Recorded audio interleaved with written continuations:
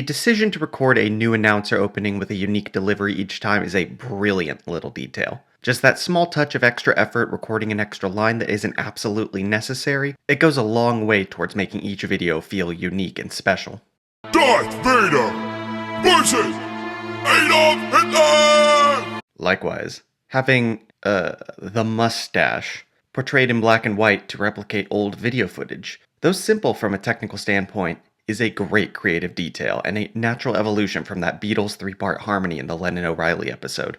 Something else to note, while that first episode had, I guess, some sort of loose theming in culturally left-wing versus culturally right-wing, this battle is the first to have a clear concept behind the rappers that were chosen. Here we have two dark lords of evil empires, with one of them being directly inspired by the other's existence. Having this kind of pre-established relationship between the figures in the battle makes a lot of sense from a production and writing standpoint, since it feels more natural than two random famous people. For me, this is another reason that Lennon O'Reilly felt like a pilot episode, while this feels more like the proper first episode. I am Adolf Hitler! Oh boy. Hello, modern audiences. I'm back from 2010 with some context for you.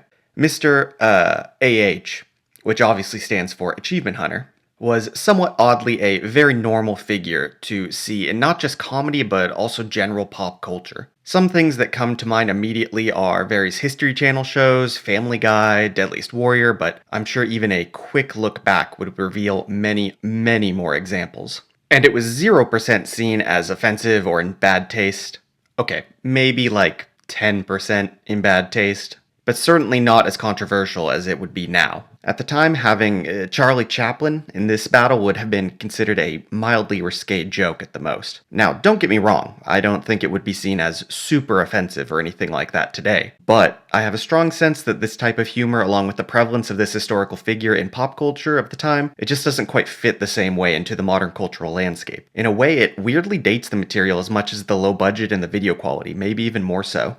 I don't know if I quite had a point with this, but it's something interesting to think about. Command of the Third Reich! Little known fact, also dope on the mic! You are Vader, with your little boots and cape, and helmet to cover up that burnt-ass face!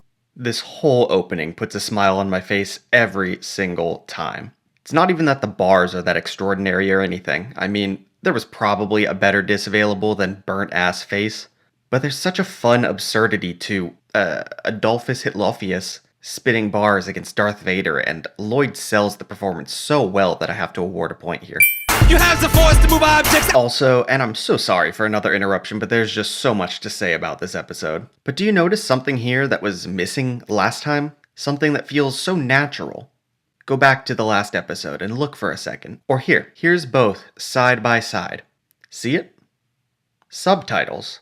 Lennon O'Reilly, it just doesn't have them. It's, I think, the only battle in the whole series not to, but it's such a perfect addition. We'll chalk that up to that list of reasons why episode 2 is the true start of this series. I am a force truly evil, even went back in time and turned you back as a prequel! That time paradox where the Mustache Man inspired Palpatine, but Star Wars takes place a longer time ago than 1940 is just messing with my head right now. Funny line though, for if nothing else the line turned you whack in the prequel. Cause look at you, you're not even a real person! I preferred you in Spaceballs, the Rick Moranis version! Okay, so this is the first time we get the I'm real, you're fictional diss, and it's always something I have a problem with inherently. See, we're already having two people from different times and places rapping against each other for fame and glory or something. Acting like, oh, well that's fine, and that's all realistic, and it makes sense. But then when one of these is also a fictional character, suddenly that's a bridge too far. Like, that's just nonsense. I hate it, viscerally to my core. If I was going to award a -3, it would be exclusively for this type of line. But in an effort to keep my system forgiving, it will be neutral, no point scores for me when it appears. However, we will be awarding a point for the Rick Moranis line. If Dark Helmet, the Darth Vader parody character played by Rick Moranis from the Mel Brooks movie Spaceballs, shows up in a future epic rap battle, maybe when Spaceballs 2 The Quest for Money eventually comes out, that would be something special.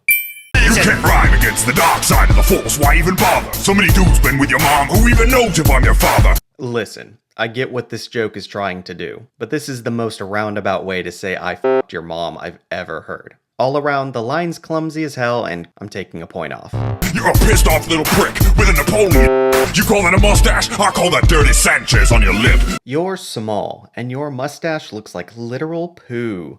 I don't know, man. It's not terrible, but I can't in good conscience give this points.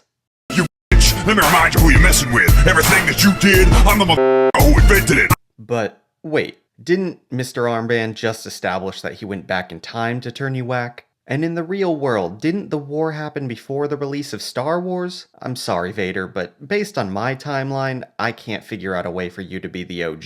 And for bad maths, you get a negative point. I'm the original Dark Lord. You're like the Sorcerer's Apprentice. My stormtroopers make yours look like someone took a piece of and cloned it. I think back in the day, I loved that line because Kid Me was like, ha, cloning turds. But really, making a poo joke the second one of the verse, I might add, and not working in something about brown shirts, disappointing. Also, Nice Peter's rhyme meter is still off in this battle, and he uses way more words than necessary. I won't do a negative here, it's not that bad, just middle of the road. You stink, Vader! Your star smells something sour! You need to wash up, dog! Here, step in my shower! It's just one of those lines, man. Legendary. It doesn't even necessarily say anything, but the punchline delivery for a gas chamber joke is just perfect. And really, I think this one deserves the full 3 points. Also, for any of the war history stuff, I'm going to have to ask you to go look that up yourself, because I'm not sure what YouTube would allow me to say. Also, I literally just noticed this, but Epic Lloyd's armband is throwing up the horns, and I just freaking love that. I'll turn all your friends against you, just my speeches breed haters! I don't know how specific I can be, but yeah, his speech is breeding haters. That sure is one way to put it. What's your lightsaber versus a clan of all your white neighbors? I mean, did you see the ending of Rogue One? I'd say it's worth quite a lot, actually. So I'm docking a point here just for lack of common sense.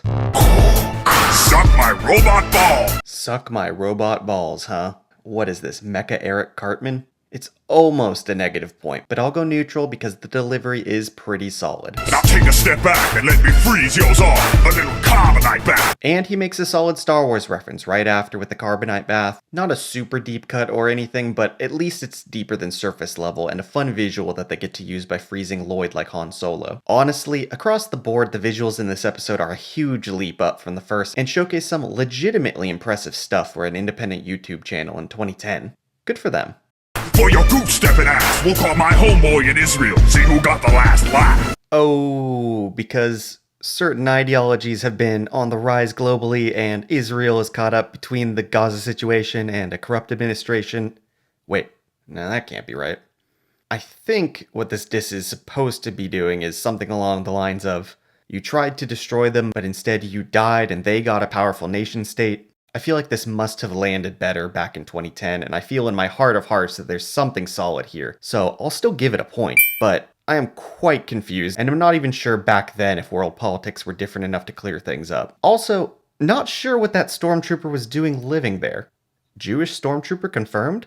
Who won? The scores on this one are still pretty low all around, but you can see the improvement from the first episode. Lloyd especially just nails it with his raps. I'm still surprised by how lopsided things ended up being. Vader did better in my memories, but that's probably a bit of the Star Wars fan bias in me.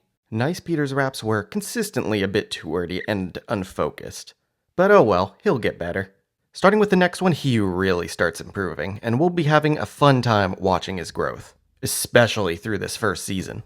Speaking of, see you next time, when the power of Chuck Norris compels Peter to rise to the moment, undivide the house, and use his top hat to heal the nation. Like and subscribe, and I'll catch you next time.